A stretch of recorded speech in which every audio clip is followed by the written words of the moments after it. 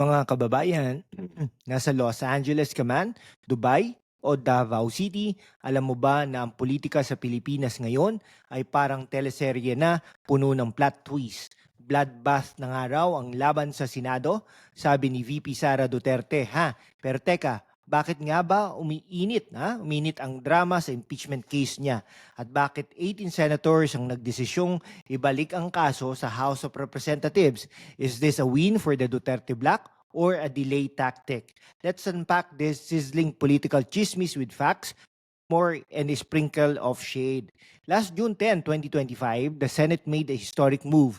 18-5 mamboto para ibalik ang impeachment articles against VP Sara sa House Representatives. Ang rason, constitutional questions daw.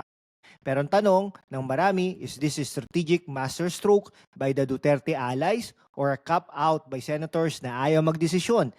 Sa episode na ito, we'll dive deep into the drama, analyze both sides, and explain bakit VP Sara's camp is saying me. Plus, we'll throw in some global context para maintindihan ng mga OFW sa Riyadh, Sydney at Toronto kung bakit mahalaga ito. Kaya mga ka-DDS at political junkies, hit that subscribe button, i-like ang video at i-share sa mga kababayan natin sa Hong Kong, Japan at Qatar. Kung gusto mong suportahan ang content na ito, padala ng super thanks kahit maliit, malaking tulong para maipagpatuloy natin ang ganitong deep dives. Comment below, Team Sara ka ba o Team Marcos? Let's start the chika. Okay, imagine this si VP Sara Duterte, ang babaeng kilala sa kanyang fierce attitude at Davao roots biglang naharap sa historic impeachment. December 2024, na impeachment complaints ang inihain laban sa kanya. Corruption, assassination plot kay President Marcos, extrajudicial killings at incitement daw ng kaguluhan. February 5, 2025, 215 House lawmakers, kabilang ang anak ni Marcos na si Sandro, pumirma para i-impeach siya. Boom! First VP in the Philippine history to face this. Pero teka, bakit nga ba siya pinuntirya? Is it really about accountability or is it a political vendetta? Let's break it down. Ang mga aligasyon, sinasabing minamali ang paggamit ng public funds, lalo na noong siya pa ang Education Secretary. Pero Vice President Sara Camps argues na audited naman ang funds at wala silang ebidensyang concrete. No? Noong November 2023, sinabi ni Sara na may plano siyang magpa-assassinate kay Marcos kung siya ang unang papatayin. Marcos called it a storm in a teacup, pero ginamit ito ng kanyang allies para idikit kay Sara ang threat to national security. Link ito sa Duterte drug war, pero critics ng impeachment say it's unfair to pin Sara for her father's policies. Ang tanong, are these charges legit or is this a Marcos Duterte feud dress up as a justice? Kung ikaw si VP Sara, anong gagawin mo? Magla-livestream ka ba sa TikTok para magpaliwanag o magpapadala ng hugot lines like mas masakit ang rejection sa crush kaysa sa impeachment? Pero seryoso the Duterte camp is framing this as a witch hunt. Sa X, sabi ng mga DDS, impeach Sara now. More like persecute Sara now. No? Ano sa tingin ninyo? Mga kababayan sa Dubai at Sydney, comment down below. To be fair, ang pro-impeachment side ay may punto rin. Sabi nila, public officials like Sara should be held accountable. At may allegations ng misuse ng 10.6 million funds. House Speaker Martin Romualdez insists it's about upholding the Constitution. Pero critics argue na selective ang justice.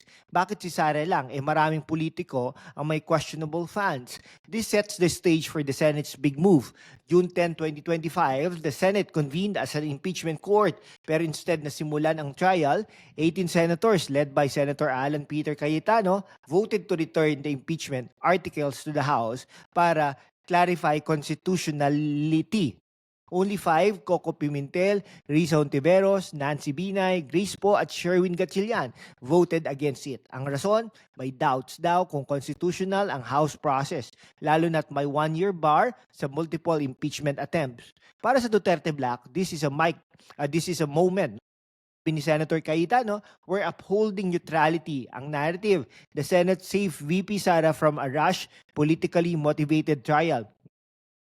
Senator Ronald De La Rosa, a Duterte loyalist, even thanked God for the vote, saying it's a win for fairness. Sa X, ang DDS ay nagdiwang, 18-5, returned. Thank you Lord. This move buys Sara time to prepare her defense and rally her base. Pero teka, mga ka-OFW sa Toronto at Riyadh, parang pelikula ito, di ba? Isang araw ha, senator sa jurors, tapos ilang oras lang, o ibalik natin sa House. Para student na nag-submit ng project pero sinabihan, revise mo muna. Pero seryoso ha, this could be a genius delay tactic. By sending it back, the Senate avoids a divisive trial bago ang 20th Congress. Smart move, Duterte Black. Pero ang minority black, like Senator Hontiveros, galit na galit. Sabi nila, it's a functional dismissal ng case. Constitutional law experts like UP's Paulo Tamase agreed, no? Saying the Senate's job is to try and decide, not supervise the House.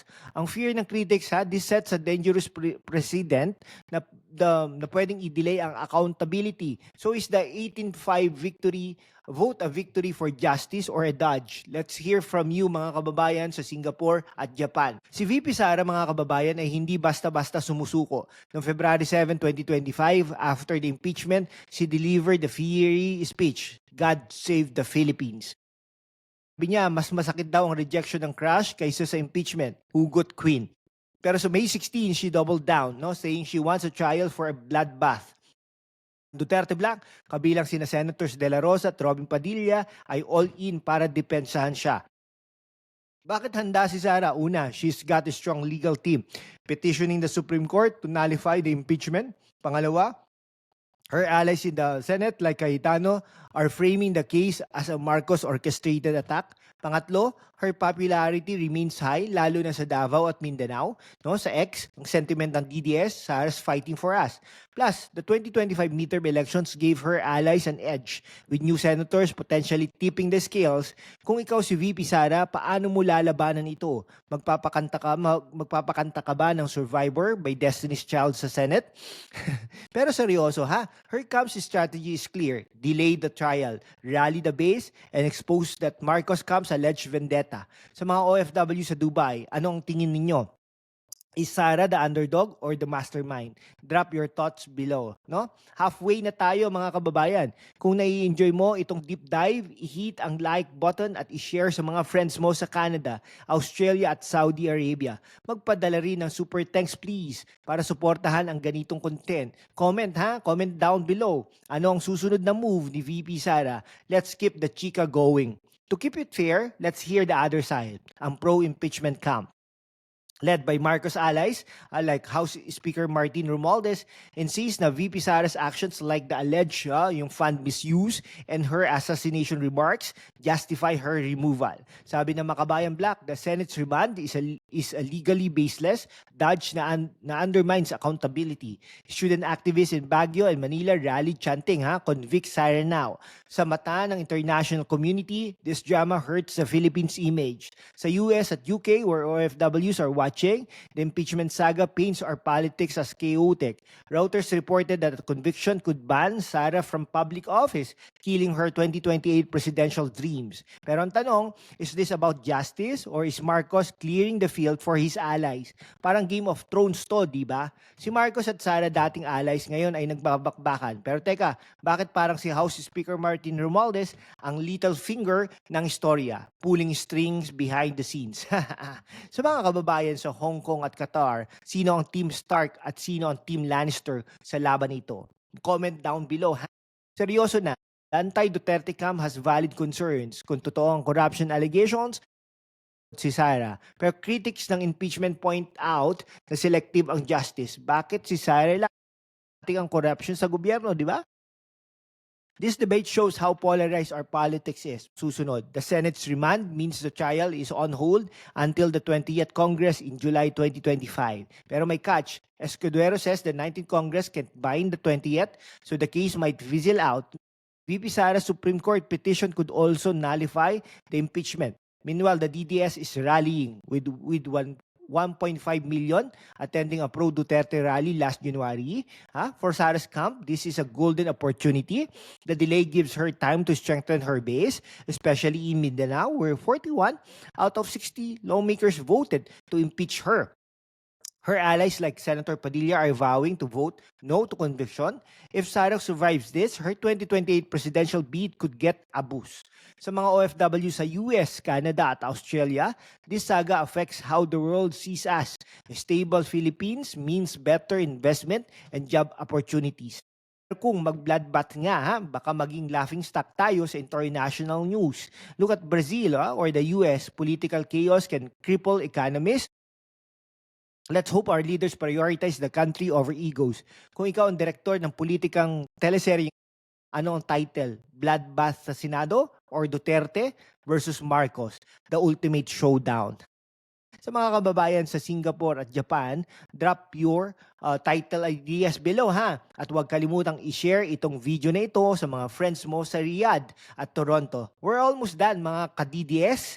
Kung na-enjoy mo itong analysis, hit that subscribe button. I-like at i-share sa mga kababayan natin worldwide. Naman ng super thanks please para suportahan ang content na ito.